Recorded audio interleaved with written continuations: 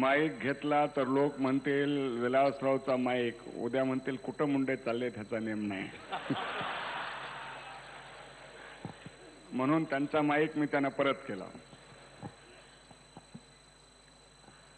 मी कॉलेजमध्ये आलो 67 साली, विलासराव 61 साली आले. ह्याचा अर्थ विलासराव माझ्यापेक्षा वयाने वडील आहेत. वयाने जरी वडील असले तरी दिसायला ते तरुण आहेत.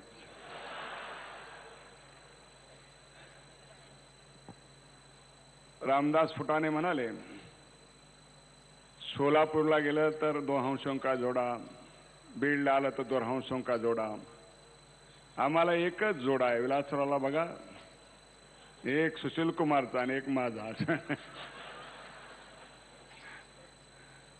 मी कॉलेजमध्ये आलो कधी सांगितलं, बाहेर पडलो कधी सांगणार नाही, कारण मी सरळ कधी 1 वर्ष पारच केलं नाही. मला कॉलेजमध्ये फार काळ राहावं लागलं म्हणून मी एटीकेटीचा सुद्धा वापर केला नाही. त्यामुळे पाया मजबूत करण्यासाठी अनेकदा मी एका वर्गात 2-2दा राहिलोय.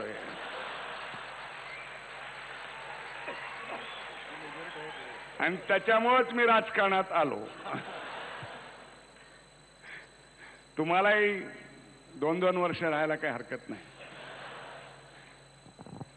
विलासराव दिसतात तसे साधे नाहीत. त्यांनी कॉलेजमधलं काय काय आठवतं तुम्ही विचारलं, पण त्यातलं त्यांनी काहीच सांगितलं नाही. नाही, तुम्ही 2 वर्ष काका राहत होता. माझं मी सांग त्याचे काय करणार. मी अंबाजोगाईला होतो. विलासराव पहिल्यापासूनच नशीबवान आहेत. मी अंबाजोगाईला होतो तेव्हा लहान गावात होतो, ते पुण्यात होते. किती फरक आहे, मुलांना कळेल तो. दुसरं मी ड्राय झोन मध्ये होतो. मी कॉमर्सला होतो, ते सायन्सला होते.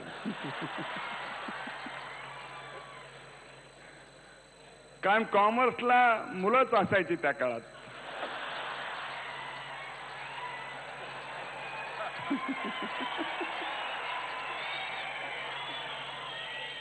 तरी मी कठीण परिस्थितीत जमवलंच.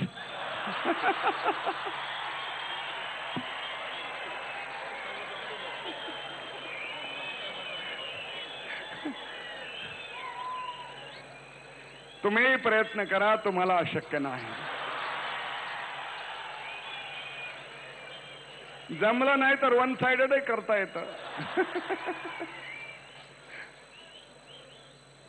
त्यामुळं कॉलेजबद्दल इतकंच सांगणं पुरेसं आहे. मोटरसायकल मी घेतली ते 1972ला. सगळंच आमच्यात 5 वर्षाचं अंतर आहे. आणि ती होती जावा.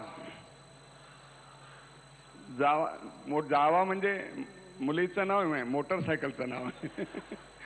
तर तेव्हा ती 4200 रुपयाला मिळाली. पेट्रोल बद्दल मी बोलत नाही, कारण मित्राला सार्वजनिक ठिकाणी अडचणीत आणायचं नाही. हाय, थँक्यू व्हेरी मच. आणि म्हणून मी ठरवलंय की आज राजकारण बोलायचं नाही. मुंडे साहेब, आपण ज्या कॉलेजमध्ये शिकत होतात त्यातले काही अनुभव, आणि सत्तेत न राहता आपण विरोधी पक्षातच राहायला पाहिजे, जायला पाहिजे, म्हणून आपण ही निवड कशी केली विरोधात राहण्याची, याच्या मागच्या प्रेरणा काय? मी सांगितलं की कॉलेज जीवनात मी विद्यार्थी संघटनेत काम करत होतो. परंतु पुण्यामध्ये म्हणजे विलासराव LLBच्या लास्ट इयरला होते तेव्हा मी पुण्यात आलो होतो. पुण्यातही आम्ही बरोबर होतो. तर राजकारणात मी अपघाताने राजकारणात आलो. आणीबाणी आली आणि आणीबाणीमध्ये त्यावेळी जयप्रकाश नारायण यांच्या चळवळीत मी होतो विद्यार्थी म्हणून.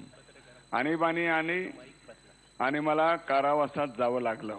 तोपर्यंत मी कुठल्याही राजकीय पक्षात नव्हतो.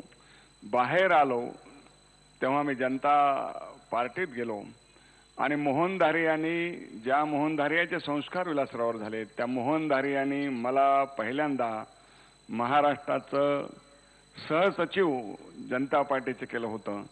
आम्ही दोघंही एकाच वर्षी निवडणूक लढलो. तर पुढं राजकारणात येण्याच्या विलासरावला सगळा बॅकग्राऊंड आहे, पार्श्वभूमी, इतिहास आहे, भूगोल आहे. मला ना इतिहास आहे ना भूगोल आहे. माझे वडील गावच्या ग्रामपंचायतीचे सदस्य सुद्धा नव्हते. मी माझं शिक्षण 8 किलोमीटर पायी चालत जाऊन शिकलो आणि म्हणून मी सुरुवातीलाच सामान्यातून आलो आणि रामभाऊ म्हाळगीच्या ते रामभाऊ जेव्हा धारियांच्या बूथवर बसले होते तेव्हा मी म्हाळगीच्या बूथवर बसलो होतो आणि रामभाऊ म्हाळगीच्याकडे मी 1 तास काम करत असे दररोज आणि त्या कामातून मी प्रश्न कसे टाकावेत, प्रश्न कसे विचारावेत हे शिकलो. कायम आयुष्यात मी विरोधी पक्षात राहिलो नाही. 5 वर्ष मी सत्तेत गेलो होतो. अजून भरपूर आहे वेळ. त्यामुळं काही काळ सत्तेत जाण्याचा आम्हाला संधी मिळाली. पण विलासरावचं नशीब चांगलं आहे. भविष्यातही बरं दिसत आहे. मित्राने मित्राला शुभेच्छा दिल्याच पाहिजेत.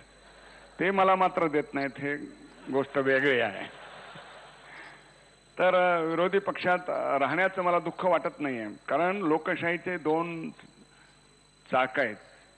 एका चाकावर गाड्या चालू शकत नाही. लोकशाहीत सत्ताधारी पक्ष आणि विरोधी पक्ष दोघंही समर्थ असले पाहिजे. आपल्या देशाला गरज आहे रिस्पॉन्सिव्ह गव्हर्नमेंट, प्रतिसाद देणारं सरकार. आणि हा दिल्लीचा परिणाम आहे. प्रतिसाद देणारं सरकार आणि जबाबदार विरोधी पक्ष, रिस्पॉन्सिबल अपोजिशन, याची गरज आहे. आम्हा दोघांना जर बसवलं तर असं होईल असं वाटतंय. प्रश्न आहे मुंबईची हवा आणि दिल्लीची हवा. खरं म्हणजे मुंबईची हवा ही मुंबईची आहे, परंतु दिल्लीची हवा ही काही दिल्लीची असत नाही. शिमलामध्ये आणि हिमालयामध्ये बर्फ पडला तर दिल्लीचं टेम्परेचर अगदी 3, 4, 2 वर येतं खाली. त्यामुळे दिल्लीचं आपलं काही टेम्परेचर नाही आहे. राजस्थानमध्ये जेव्हा 50च्या वर टेम्परेचर जातं तेव्हा दिल्ली 42-43 वर पोहोचते. तेव्हा दिल्लीचं आपलं काही नाही आहे. दिल्लीमध्ये राज्य करणारी माणसंही प्रत्येक प्रांतातनं तिथं जात असतात. कोणी महाराष्ट्रात जाईल, कोणी युपीमधनं येतं, कोणी राजस्थानमधनं येतं, कोणी म्हणजे अनेक प्रांतातले. तेव्हा दिल्लीचं आपलं असं काही स्वतःचं तिथं हवा, पाणी पण हरियाणाचं येतं, पंजाब हरियाणाकडनं पाणी येतं. त्यामुळे दिल्ली ही राजधानीचं ठिकाण आहे आणि तिथली हवा ही ज्या प्रांतातली हवा बदलते तशी दिल्लीची हवा बदलते. ह्या दिल्लीच्या हवेचं हे एक आगळं वेगळं महत्व आपण लक्षात घेतलं पाहिजे. मुंबईची आपली हवा आहे.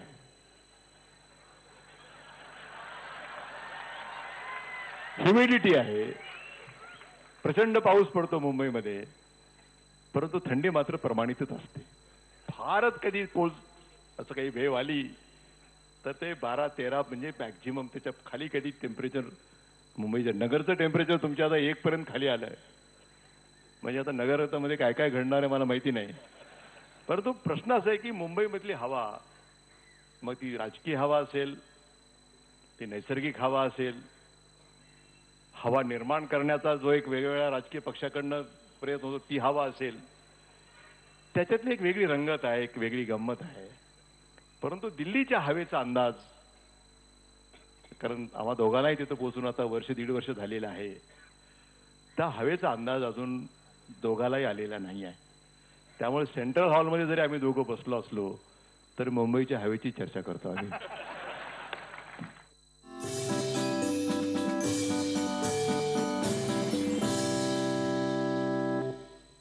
1977ला मी पहिली निवडणूक लढली 1100 मतांनी. मी रघुनाथ राव मुंडे यांच्या विरुद्ध हरलो. मी हरलो ह्याचं कारण मी विलासरावांची वाट पाहत होतो. कारण ते 80 साली निवडणूक लढले, मीही 80 साली लढलो. आम्ही दोघंही विधानसभेत गेलो. एकाच बसने आम्ही कुर्डवाडला पोहोचलो आणि एकाच ट्रेनने आम्ही प्रवास करत होतो. पक्ष 2 होते पण बस आणि ट्रेन मात्र 1 होती. आम्ही दोघं एकाच वेळी विधानसभेत गेलो आणि एकाच वेळी आता लोकसभेत म्हणजे दिल्लीला एकाच वेळी गेलो. मी एकदा निवडणूक हारलोय आणि ते एकदा निवडणूक हारलेत आणि पुन्हा हरायचं नाही असं ठरवून मात्र मग शेजार धर्म पाळतोय. तर मी पहिल्यांदा 77ला मी सांगितलं हारलो, 80ला येऊन आलो, एकदाच मी 85ला हारलो. तेव्हापासून मी सतत निवडून येतोय आणि गेल्या निवडणुकीमध्ये पोल डोट हिंदुस्थानमध्ये सर्वाधिक मतं पार्लमेंटमध्ये मला मिळालेली आहेत.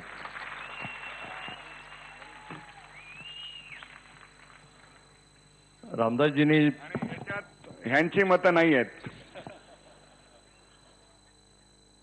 रामदासजीने अतिशय महत्वाचा प्रश्न विचारलेला आहे. कारण विधानसभेची पहिली निवडणूक मी 1980 साली लढलो.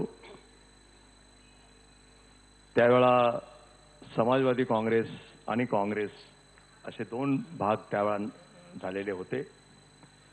इंदिरा काँग्रेसच्या नावाने एक वेगळा पक्ष होता आणि मग समाजवादी पक्षाच्या नावाने दुसरा पक्ष होता. तिकीट मिळवण्याच्या संदर्भामध्ये गोपीनाथरावांना कधीच त्रास झाला नाही, कारण स्पर्धाच नव्हती. म्हणजे स्पर्धा नव्हती म्हणजे त्यांच्याशी मागणारे खूप असतील, पण मी अगदी पंचायत समितीचा उपसभापती, जिल्हा परिषदेचा सदस्य आणि विधानसभेच्या निवडणुकीचं तिकीट मी मागतो, हे इतकं सोपं काम त्यावेळेला नव्हतं. त्यामुळे तिकीट मिळवण्यापासनं आणि त्यावेळेला आमचे महाराष्ट्राचे प्रमुख जे होते ते बॅरिस्टर अंतुले हे आमचे जनरल सेक्रेटरी इन्चार्ज महाराष्ट्र त्या काळामध्ये, त्यांनी तिकीटं त्यावेळा वाटली. आणि त्यावेळा शंकररावजी चव्हाण, शिवराज पाटील या सर्वांनी मला मदत केली तिकीट मिळवून देण्यामध्ये.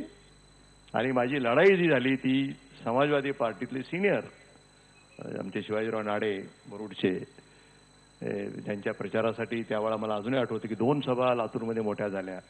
आमदार म्हणून फार कमी काळ मला काम करायची संधी मिळाली. मी फक्त 80 ते 82च्या दरम्यान 1.5 वर्ष, पावणे 2 वर्ष मी फक्त आमदार होतो.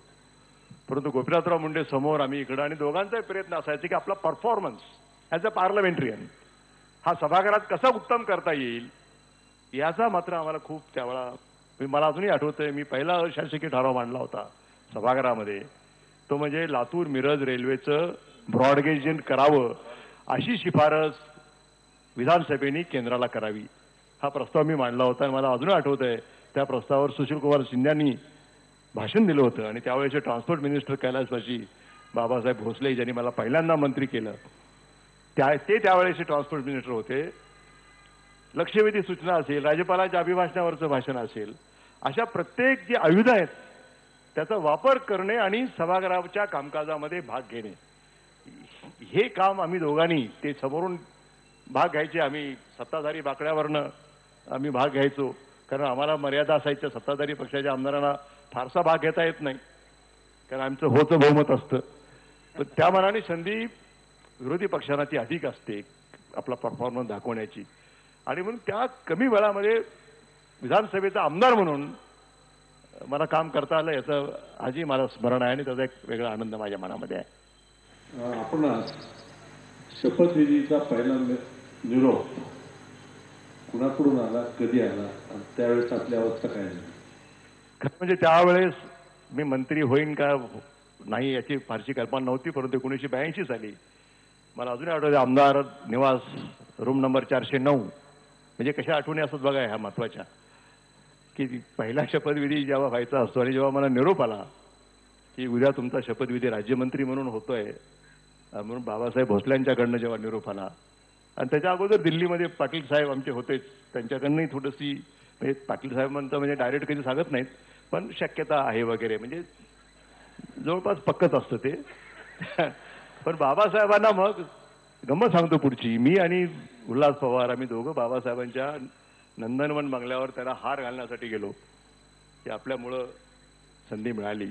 तर बाबासाहेबांसारखा पारदर्शक माणूस फार कमी, कारण शेवटी राजकारणामध्ये क्रेडिट घेणे हा जो प्रकार असतो, आपण करो ना करो परंतु माझ्यामुळेच झालं असा सांगणारा एक वर्ग राजकारणामध्ये मोठा असतो. परंतु मला तो दिवस आज आठवतोय की बाबासाहेब भोसल्यांच्याकडे जेव्हा मी हार त्यांना टाकायला गेलो की आपल्यामुळं मी मंत्री झालो, तर ते म्हणाले नाही नाही नाही नाही माझ्यामुळं नाही, यावेळेस तुम्हाला घेणं अवघड होतं, कारण निलंगेकर हे कॅबिनेट मंत्री असताना दुसरा मंत्री जिल्ह्यातनं घेणं हे कठीण होतं, परंतु हायकमांडने सांगितल्यामुळे मी तुम्हाला घेतलेलं आहे. तर तेवढ्यात मी लगेच म्हटलं की ठीक आहे, सांगणारे खूप असतात, तर तुम्ही विश्वास दाखवला. हा मग म्हणजे ठीक आहे, आणा. त्यामुळे तो एक अनुभव माझा बाबासाहेब भोसलेंच्या बरोबर आज ते आपल्यामध्ये नाही आहेत, परंतु एक किती साधा माणूस राजकारणामध्ये असू शकतो. हल्ली न करणाऱ्या कामाचं सुद्धा क्रेडिट आपण घेत असतो. बरोबर आहे. खैर एक म्हणजे काय म्हणतो ते, म्हणजे या अर्थाने की आपण राजकारणातले लोक आहोत, आपला प्रयत्न असतो किंवा ते काय झालं असेल ते माझ्यामुळेच झालं. फक्त आपण क्रेडिट घेत नाही ते दुष्काळाचं, अतिवृष्टीचं, याचं क्रेडिट आपण कधी घेत नाही. परंतु साधारणपणाने आपण जे काम चांगलं जे घडतं त्या कामाचं आपण राजकारणातली माणसं असतात. परंतु एक असा माणूस बाबासाहेब भोसल्यासारखा इतक्या निर्मळ मनाचा की मी एखादं काम केलं नसेल तर त्याचं क्रेडिट मला नको, अशी माणसं राजकारणामध्ये अतिशय दुर्मिळ असतात. आणि तो एक अनुभव आज मला आठवतोय. आणि म्हणून मी आपल्याला सांगितलं की राज्यमंत्री म्हणून त्या काळामध्ये माझ्याकडे 10 डिपार्टमेंट होते, कारण बाबासाहेबांच्या मंत्रिमंडळात फक्त 18च मंत्री होते. आणि त्यामुळं माझ्याकडे 10 वेगवेगळ्या खात्याची विभाग माझ्याकडे होती.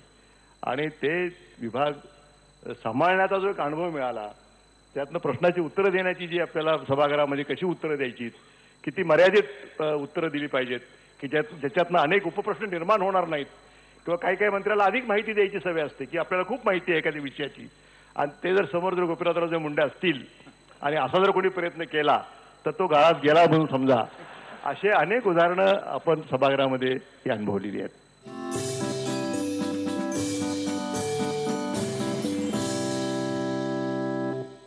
मी तिकीट देताना नेहमीच पक्षाचा अध्यक्ष असायचो, तेव्हा मला कधी तिकीटाचा अर्ज करावा लागला नाही. आणि महाराष्ट्रात एक मोठा संघर्ष झाला, विरोधी पक्षनेता होतो मी, राज्यात एक परिवर्तन झालं, तेव्हा मी पक्षाचा लेजिस्लेचर लीडर होतो, त्यामुळं मला मंत्री कसं करावं, कुठं जावं हा मुद्दाच नव्हता. 16 मार्चला आमचा शपथविधी झाला, परिवर्तन ज्यावेळी झालं त्यावेळी 95ला. आणि त्यावेळी कारण हे विरोधी पक्षात कधी गेलं त्यांना पुरेपूर आठवत आहे, त्यावेळेस झाला. सुरुवातीला 6 महिने आमच्या मंत्रिमंडळात वाढच झाली नव्हती. मंत्रिमंडळ वाढ करणं फार अवघड असतं, आणि त्यामुळं काही विलासरावला एक किमिया जमली, त्यांनी कधीच मंत्रिमंडळाचा पूर्ण विस्तार केला नाही. म्हणजे गाजर दाखवतच राहिले की ठीक आहे, तू पुढं पुढं, म्हणजे शब्द काही बरोबर नाही गाय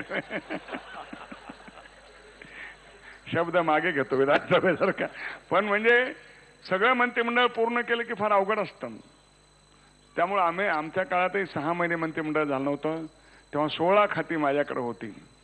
पण प्रदीर्घ काळ ग्रह सगळ्यात अवघड खातं आहे ते, फायनान्स माझ्याकडे 2 वर्ष होतं, इरिगेशन होतं, ऊर्जा होतं, आणि सुरुवातीला तर सगळीच खाती होती. उपमुख्यमंत्री मी होतो, एकच खातं माझं राहिलं,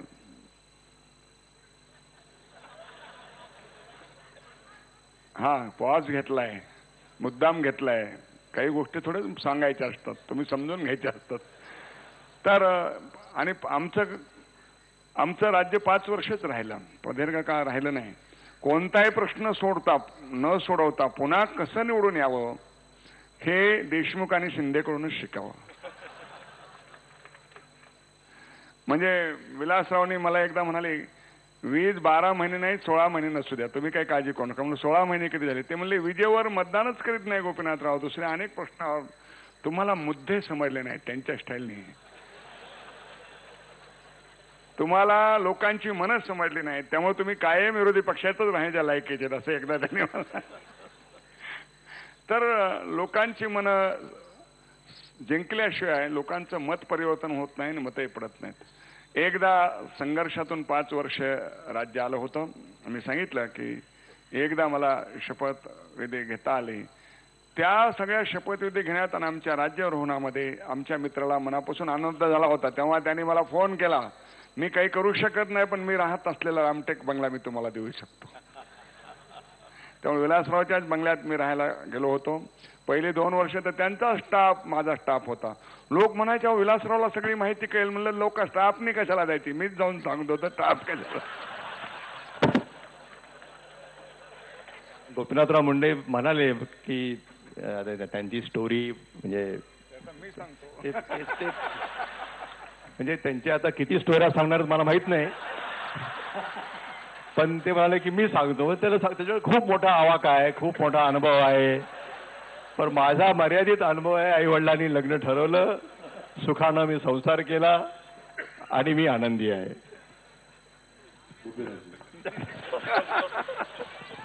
मला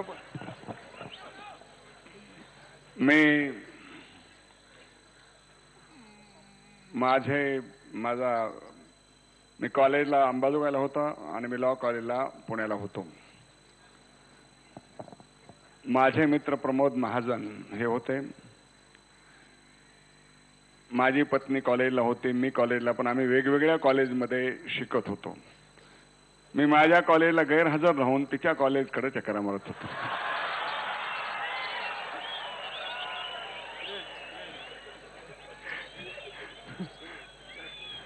नॅचरल गोष्ट आहे ती, नैसर्गिक आहे. तुम्हालाही क्लासमध्ये बसवत नसेल, प्रयत्न बराच वेळ केला, पण यश आणीबाणीत मी जेलमध्ये गेलो आणि मग मी तिथून पत्रव्यवहार सुरू केला. थोड्याच वेळात होकार आला आणि मग मी एक निवडणूक मला त्याच्यामुळे हरावी लागली, कारण मी दुसऱ्या जातीची मुलगी करतोय म्हणून हे काँग्रेसवाल्यांनी प्रचार केला. मी पडलो. तर मला हे इतका प्रचार झाला की मला एका सभेत उपस्थित राहावं लागला आणि मी सांगितलं, माझ्या होणाऱ्या पत्नीला मी उपस्थित केलं. मी सांगितलं, होय मी हिच्याशी विवाह करतो आहे. ज्यांना पसंत असेल त्याने मत द्यावं, ज्याला नसेल त्याने देऊ नये.